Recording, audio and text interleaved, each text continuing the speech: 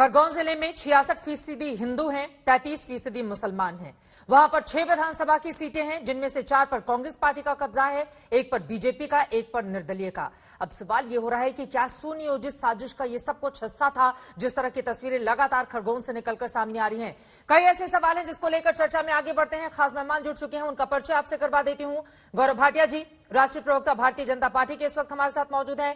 अभय दुबे जी, प्रवक्ता कांग्रेस पार्टी के इस वक्त हमारे साथ जुड़ चुके हैं। विशाल मिश्रा जी, पॉलिटिकल एनालिस्ट हैं, आरएसएस के जानकार हैं, वो भी हमारे साथ जुड़े हुए हैं। और साथ ही हमारे साथ डॉक्टर तस्लीम अहमद रहमानी साहब, जो कि प्रेसिडेंट हैं मुस्लिम पॉलिटिकल काउंसिल ऑफ इंडिया के, वो भी हमारे साथ जुड़ चुके हैं।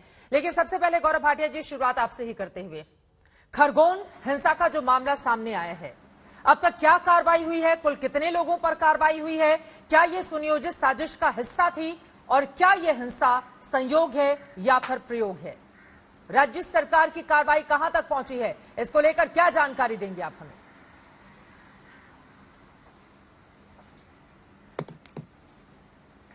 चित्रा जी, देखिए, सबसे पहले तो आपने मुझसे जो सवाल किया, मेरी ये जिम्मेदारी बनती है कि बताऊं कि क्या कार्रवाई है, फिर मैं आज का जो विषय है उस पर कुछ और टिप्पणियां करूंगा।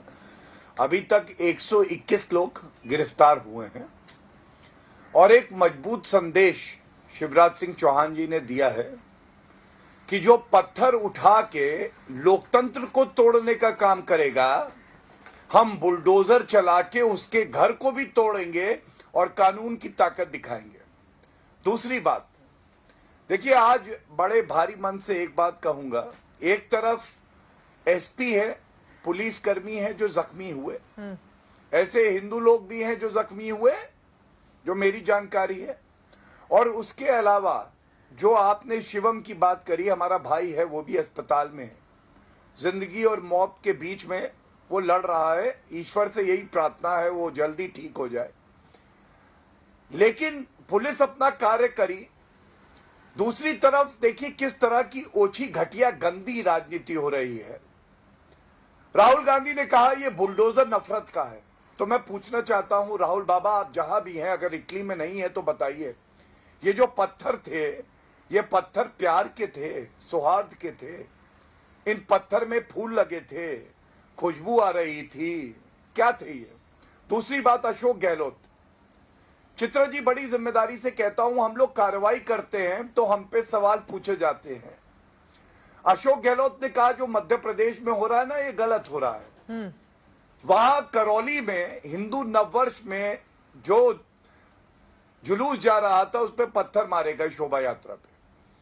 मैं पूछना चाहता हूं, आज 13 या 14 दिन हो गए, वो मतलूब अहमद कहां छुपा है? ठीक है, क्या अशोक गहलोत के जो मुख्यमंत्री का आवास है उसमें छुपा है? कांग्रेस के हेडक्वार्टर में इस छुपा सवाल है? का जवाब भी दीजिए अभय दुबे जी। इसलिए नहीं किया जा रहा क्योंकि उसका वो मुसलमान है। लेकिन गौरव भाटिया जी, कहा यह भी जाता है कि ध्रुवीकरण की पॉलिटिक्स बीजेपी को बहुत सूट करती है और अगले साल ही मध्य प्रदेश में विधानसभा के चुनाव ही होने हैं। इस सवाल में आऊंगी। एक बार जो आपने राजस्थान को लेकर अभय दुबे जी पर सवाल खड़े किए हैं, उस पर मैं जवाब देना चाहूंगी। अभय दुबे जी, जिस तरह की तस्वीरें सामने आ रही है, यकीनन वो बहुत ज्यादा परेशान करने वाली है। छतों के ऊपर भारी तादाद में पत्थर कहां से इकट्ठे करके रखे गए? पेट्रोल बम किसने बनाया था? क्या यह सुनियोजित साजिश का हिस्सा नहीं है? और अगर राज्य सरकार कार्रवाई कर रही है तो फिर आप लोगों को दिक्कत किस बात पर हो रही है? अभय दुबे जी। चित्रा जी, मुझे वेदना और पीड़ा इस बात की है कि वो महेश मुच्छाल संजय नगर खरगोन में रहने वाला व्यक्ति बता रहा है कि मेरा पूरा परिवार यहाँ से छोड़कर चला गया क्योंकि पूरे घर को आग लगाकर गया। संगीता बता रही है कि पहला अवसर नहीं है। 2012 में होली पर, 2015 में दशहरे पर और अभी 2022 में रामनवमी पर पूरी गली के घरों को लूट कर आग लगा दी गई। लक्ष्मी लापता है, चित्रा जी जानती हैं आप। वो बदमाश होकर दंगे के दौरान अपने बच्चों को संजय नगर में ढूंढने को निकली थी। रामनवमी से आज तक 5 दिन बाद भी वो लक्ष्मी को अब उसके परिवार के लोग बदमाश होकर ढूंढ रहे हैं। और भारतीय जनता पार्टी की निकृष्ट सरकार क्या कर रही है वो भी खुलासा करता हूँ। ये बताते हैं कि हमने शहबाज फारूक और रऊफ पर कार्रवाई की जो आगजनी में लिप्त थे। जब पत्रकारों ने पूछा कि ये तीनों लोग तो 1 महीने पहले से जेल में बंद है, जो जेल में बंद वाले होए तो ये क्या आप अपने पापों पर पर्दा डाल रहे हैं? अरे जिस नगर में एसपी पर गोली चला दी गई हो, उसकी सुरक्षा का दायित्व किस पर था? और सांप्रदायिक उन्माद की आग पहली बार नहीं फैली। 166 दंगे मध्य प्रदेश में बीते 5 वर्षों में हुए हैं गौरव भाटिया जी। मुझे बताइए, अभी रायसेन के खमरिया में 2 महीने पहले पूरे के पूरे गांव पर हमला हुआ, सांप्रदायिक हिंसा हुई, 2 आदिवासी भाइयों को मौत के घाट उतार दिया और 40 गंभीर अवस्था में घायल होकर अस्पताल में भर्ती। ठीक है, सरकार सोई रहती है और बुलडोजर, आखिरी बात, ये कहते हैं बुलडोजर चला दिया। अरे बुलडोजर न्याय व्यवस्था के ध्वस्त हो जाने का, न्याय व्यवस्था के ध्वस्त हो जाने का प्रतीक है बुलडोजर, क्योंकि आप कानून संभाल नहीं पाते तो अपनी राजनीतिक रोटियां सेकते। और जहां तक करौली का प्रश्न है, तो करौली का उदाहरण बनिए मधुली का जादव, जिसने 15 लोगों को अपने घर पर अपनी जान पर खेलकर दंगाइयों से बचाया और कहा कि कोई एक व्यक्ति अगर साहस करने मेरे घर में घुसने का, उसके और उसके भाई ने, पार्लवारी मिथिलेश ने एक दुकान की आग बुझाई, क्योंकि अल्पसंख्यक समुदाय के लोग उनके घर में पनाह लिए हुए थे। ये हिंदुस्तान का सही चित्र और चरित्र चित्रण। गौरव भाटिया जी, आप जवाब दे दीजिए। ठीक है, वो गिना रहे हैं कि किस तरह से मध्य प्रदेश में बहुत सारे दंगे हुए हैं और उसको रोक पाने में राज्य सरकार पूरी तरह से नाकाम साबित हुई है।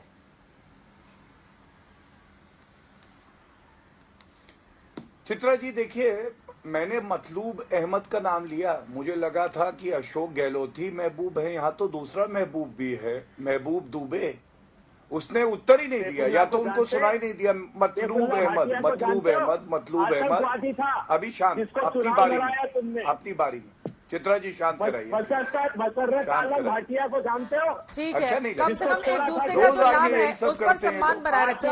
बस मेन मुद्दे देखिए, मुद्दा बहुत गंभीर है। एक सेकंड, गौरव भाटिया जी आपसे भी और अभय दुबे जी आपसे भी, मुद्दा बहुत गंभीर है और एक दूसरे का कम से कम नाम को जब आप संबोधित करें उस समय इस बात का खास ख्याल रखें।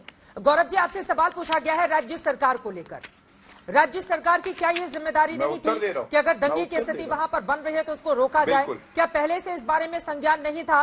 क्योंकि ऐसा पहला नहीं है कि खरगोन में हिंसा पहली बार हुई हो, इसके पहले भी 2015 में इसी तरह की तस्वीर उभरी थी जब खरगोन में हिंसा हुई थी और जबरदस्त तरीके से वहां पर दंगे भड़क उठे थे। मैं उत्तर दे सकता हूं? बोलिए बोलिए। चित्रा जी देखिए, जो जवाब मैं दूंगा आज वो कोई जिम्मेदार पार्टी का प्रवक्ता ही दे सकता है। मैंने सुना अभय दुबे जी ने कहा कि दायित्व किसका है मध्य प्रदेश में खरगोन में जो हिंसा हुई है। मैं इतना ही पूछना चाहूंगा, जब राजस्थान करौली में हुई तो क्यों अशोक गहलोत बाहर आए और उन्होंने कहा कि नरेंद्र मोदी जी को माफी मांगनी चाहिए? पहला। दूसरा, आप भी जानती है मध्य प्रदेश में तो दिग्विजय सिंह जी आग लगाने के लिए पेट्रोल लेके घूम रहे थे, झूठा ट्वीट किया उन्होंने। क्या राजस्थान में किसी एक नेता ने भारतीय जनता पार्टी के इस तरह का ट्वीट किया? तीसरी बात, मैं तब भी एक बात कहूंगा चित्रा जी, ये जो भी दंगाई है, बीच में बात बोले चित्रा जी प्लीज। हाँ बोलिए, जल्दी से अपनी बात। अच्छा नहीं लगता? ठीक है जल्दी से। ऐसा करते क्यों है? हाँ, ये जो बात मैं अब कहने जा रहा हूं ये सबसे महत्वपूर्ण है चित्रा जी। चित्रा जी, हम सब जानते हैं कि कांग्रेस का चरित्र ही दंगाइयों वाला है, सांप्रदायिक राजनीति करने वाला है। ये तो चाहते हैं कि दंगा हो, लेकिन तब भी जिम्मेदारी जो प्रदेश सरकार की है उसी की होती है। लेकिन जिस योजनाबद्ध तरीके से पेट्रोल बॉम्ब, पत्थर, तलवारें और छतों पे रखी हुई हैं, ये कहीं ना कहीं चिंता का सबब है